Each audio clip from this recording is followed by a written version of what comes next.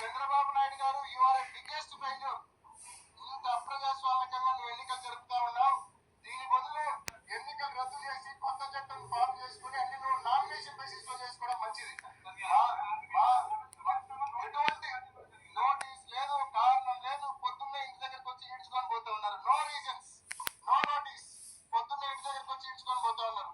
నేను 10 రోజులుగా వీళ్ళని నమ్మబోతున్నా, సజావుగా జరపండి, సజావుగా జరపండి, నేను అన్ని రకాలుగా సహకరిస్తా అని. సజావుగా జరిపే వాళ్ళేమో ఈడ్చుకొని పోతా ఉన్నారు.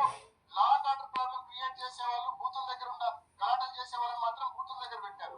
గట్టు బయట ఈరోజు 14 బూతుల్లో కనీసం అంటే 2000 మంది బయట నియోజకవర్గాల నుంచి, ముఖ్యంగా జమ్మలమడుగు నుంచి, కమలాపురం నుంచి, పొద్దుటూరు నియోజకవర్గాల నుంచి, తెలుగుదేశం పార్టీ నాయకులు వచ్చి ఇవాళ మా వాళ్ళ మీద దౌర్జన్యం చేస్తా ఉన్నారు. పోలీసులే దీనికి పూర్తి కారణం, పోలీసులే దీనికి ఫెసిలిటేట్ చేస్తా ఉన్నారు. ఇంత అధ్వానమైన పోలీసింగ్ నిజంగా ఎక్కడ చూసున్నాం?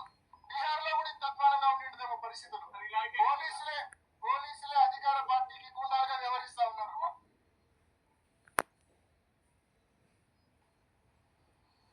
పులివెందుల్లో పోలీసులు దౌర్జన్యానికి దిగారు. కొన్ని చోట్లయితే మహిళల పైన కూడా దాడులు జరుగుతున్నాయి. ఓటు వేయడానికి వెళ్లకుండా